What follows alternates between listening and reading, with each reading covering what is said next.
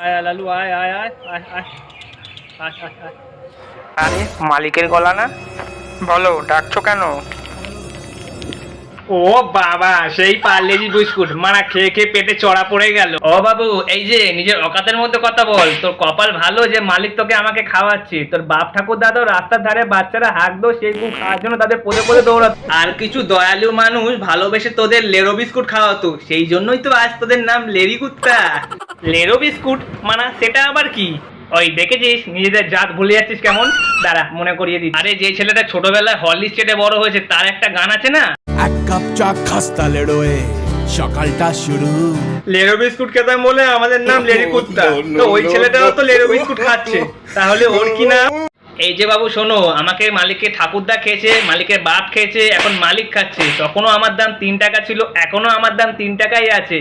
তার দাম 3 টাকা, কিন্তু সাইজ আমার কালো জামের থেকে ছোট। বোকা বানানো আর জায়গা পাচ্ছ না। যাই হোক, এই ফালতু মার্কা বিস্কুট আর খাবো না। ও মালিক, গুড ডে বিস্কুট বার করো না।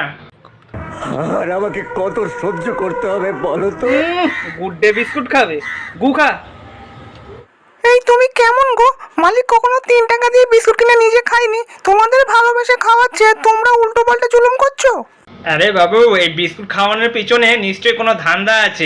ওই তো সেদিন রাস্তার উপর ফুল বডি রিল্যাক্স করে শুয়েছিলাম, ওই সালা ঢ্যামনা মালিক আমার লেবু লঙ্কার ভিডিও করে ভাইরাল করে দেয়।